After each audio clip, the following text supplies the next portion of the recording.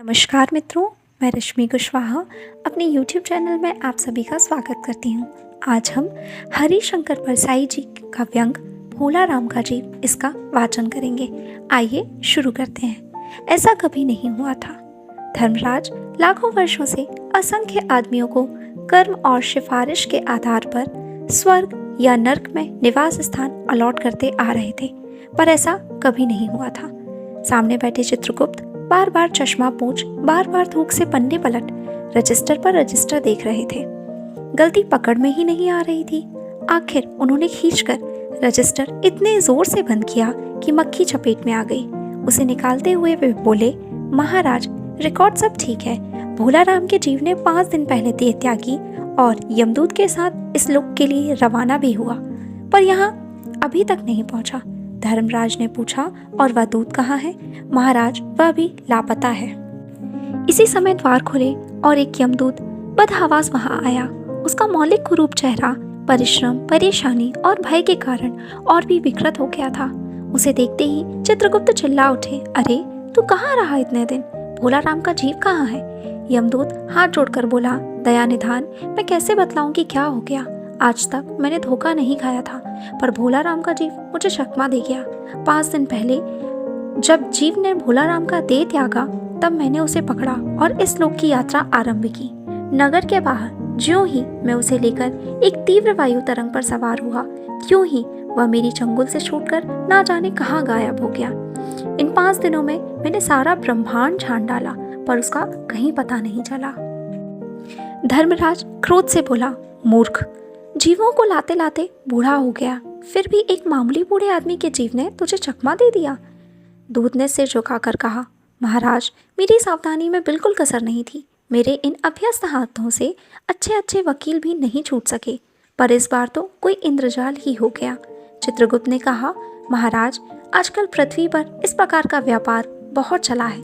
लोग दोस्तों को कुछ चीज़ भेजते हैं और उसे रास्ते में ही रेलवे वाले उड़ा लेते हैं। होजरी के पार्सलों के मोजे रेलवे अफसर पहनते हैं। मालगाड़ी के डब्बे रास्ते में कट जाते हैं। एक बात और हो रही है, राजनीतिक दलों के नेता विरोधी नेता को उड़ाकर बंद कर देते हैं। कहीं भोला राम के जीव को भी तो किसी विरोधी ने मरने के बाद खराबी करने के लिए तो नहीं उड़ा दिया। धर्मराज ने व्यंग से चित्रगुप्त की ओर देखते हुए कहा, तुम्हारी भी रिटायर होने की उम्र आ गई। भला भोला राम जैसे नगण्य दीन आदमी से किसी को क्या लेना देना? इसी समय कहीं से घूमते घामते नारद मुनि यहाँ आ गए।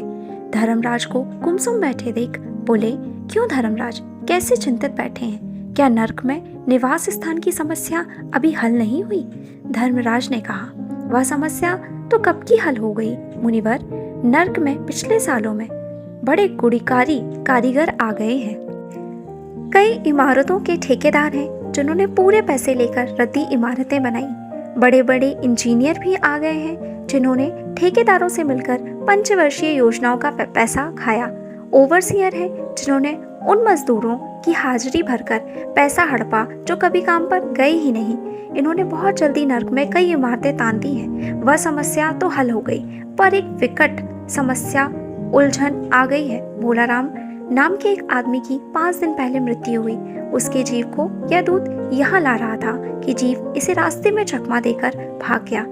इसने सारा ब्रह्मांड छान डाला, पर वह कहीं नहीं मिला।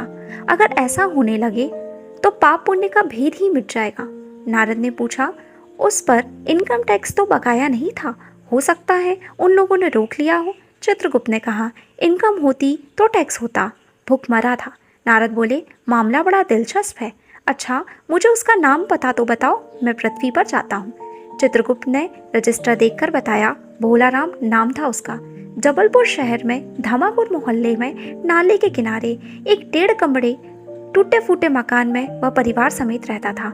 उसकी एक स्त्री थी, 2 लड़के और 1 लड़की। उम्र लगभग 60 साल। सरकारी नौकर था। 5 साल पहले रिटायर हो गया था। मकान का किराया उसने 1 साल से नहीं दिया, इसलिए मकान मालिक उसे निकालना चाहता था। इतने में भोला राम ने संसार ही छोड़ दिया। आज 5वां दिन है। बहुत संभव है कि अगर मकान मालिक वास्तविक मकान मालिक है तो उसने भोला राम के मरते ही उसके परिवार को निकाल दिया होगा। इसलिए आपको परिवार की तलाश में काफी घूमना पड़ेगा। माँ बेटी के सम्मिलित क्रंदन से ही नारद भोलाराम का मकान पहचान गए। द्वार पर जाकर उन्होंने आवाज लगाई, नारायण नारायण। लड़की ने देखकर कहा, आगे जाओ महाराज। नारद ने कहा, मुझे भिक्षा नहीं चाहिए, मुझे भोलाराम के बारे में कुछ पूछताछ करनी है। अपनी माँ को जरा बाहर भेजो बेटी। भोलाराम की पत्नी बाहर आई। नारद ने कहा, माता, भोलाराम को क्या बीमारी थी? क्या बताऊं, गरीबी की बीमारी थी। 5 साल हो गए पेंशन पर बैठे, पर पेंशन अभी तक नहीं मिली। हर 10-15 दिन में एक दरख्वास्त देते थे, पर वहां से या तो जवाब आता ही नहीं था, और आता तो यही कि तुम्हारी पेंशन के मामले में विचार हो रहा है। इन 5 सालों में सब गहने बेचकर हम लोग खा गए, फिर बर्तन बिके, अब कुछ नहीं बचा था। चिंता में घुलते घुलते और भूखे मरते मरते उन्होंने दम तोड़ दिया। नारद ने कहा, क्या करोगी माँ, उनकी इतनी ही उम्र थी। ऐसा तो मत कहो महाराज, उम्र तो बहुत थी। 50-60 रुपया महीना पेंशन मिलती तो कुछ और काम कहीं करके गुजारा हो जाता, पर क्या करें, 5 साल नौकरी से बैठे हो गए और अभी तक एक कौड़ी नहीं मिली। दुख की कथा सुनने की फुर्सत नारद को नहीं थी। वे अपने मुद्दे पर आए। माँ, यह तो बताओ कि यहाँ किसी से उसका विशेष प्रेम था जिसमें उनका जी लगा हो? पत्नी बोली, लगाव तो महाराज बाल बच्चों से ही होता है। नहीं, परिवार के बाहर भी हो सकता है। मेरा मतलब है किसी स्त्री ने गुर्राकर नारद की ओर देखा। बोली, अब कुछ मत बको महाराज, तुम साधु हो, उचक्के नहीं हो। जिंदगी भर उन्होंने किसी दूसरी स्त्री की ओर आंख उठाकर नहीं देखा। नारद हंसकर बोले, हाँ, तुम्हारा यह सोचना ठीक ही है। यही हर अच्छी गृहस्थी का आधार है। अच्छा माता, मैं चला। स्त्री ने कहा, महाराज, आप तो साधु हैं, सिद्ध पुरुष हैं, कुछ ऐसा नहीं कर सकते कि उनकी रुकी हुई पेंशन मिल जाए, इन बच्चों का पेट कुछ दिन भर जाए। नारद को दया आ गई थी। वे कहने लगे, साधुओं की बात कौन मानता है? मेरा यहाँ कोई मठ तो है नहीं, फिर भी मैं सरकारी दफ्तर जाऊंगा और कोशिश करूंगा। वहां से चलकर नारद सरकारी दफ्तर पहुंचे। वहां पहले ही से कमरे में बैठे बाबू ने उन्हें भोलाराम के केस के बारे में बातें की।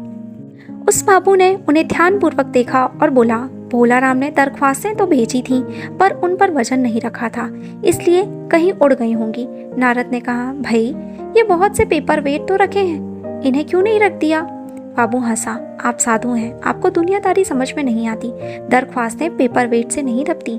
खैर, आप उस कमरे में बैठे बाबू से मिलिए। नारद उस बाबू के पास गए। उसने तीसरे के पास भेजा, तीसरे ने चौथे के पास, चौथे ने पांचवे के पास। जब नारद 25-30 बाबुओं और अफसरों के पास घूम आए, तब एक चपरासी ने कहा, महाराज, आप क्यों इस झंझट में पड़ गए? अगर आप साल भर भी यहाँ चक्कर लगाते रहे तो भी काम नहीं होगा। आप तो सीधे बड़े साहब से मिलिए, उन्हें खुश कर दिया तो अभी काम हो जाएगा। नारद बड़े साहब के कमरे में पहुंचे। बाहर चपरासी ऊँघ रहा था, इसलिए उन्हें किसी ने छेड़ा नहीं। बिना विजिटिंग कार्ड के आया देख साहब बड़े नाराज हुए। बोले, इसे कोई मंदिर समझ लिया है क्या? धड़धड़ाते चले आए। चिट क्यों नहीं भेजी? नारद ने कहा, कैसे भेजता, चपरासी सो रहा है। क्या काम है? साहब ने रौब से पूछा। नारद ने बोला, भोलाराम का पेंशन केस बतलाया। साहब बोले, आप हैं बैरागी, दफ्तरों के रीति रिवाज नहीं जानते। असल में भोलाराम ने गलती की। भाई, यह भी एक मंदिर है, यहाँ भी दान पुण्य करना पड़ता है।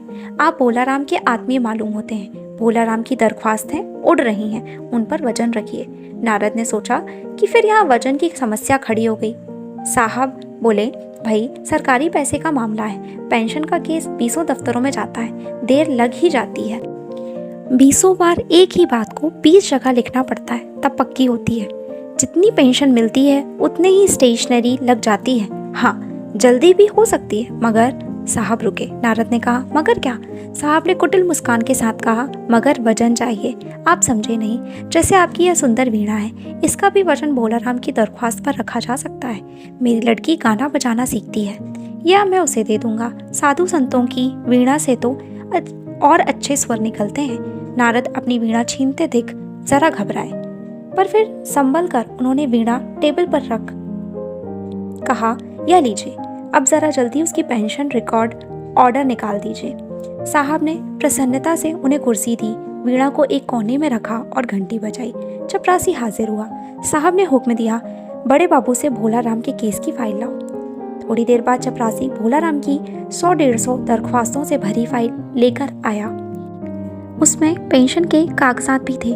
साहब ने फाइल पर नाम देखा और निश्चित करने के लिए पूछा, क्या नाम बताया साधु जी आपने? नारद समझे कि साहब कुछ ऊंचा सुनता है, इसलिए जोर से बोले, भोलाराम।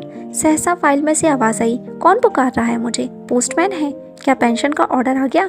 नारद चौंके, पर दूसरे ही क्षण बात समझ गए। बोले, भोलाराम, तुम क्या भोलाराम के जीव हो? हाँ, आवाज आई। नारद ने कहा, मैं नारद हूँ, तुम्हें लेने आया हूँ, चलो स्वर्ग में तुम्हारा इंतजार हो रहा है।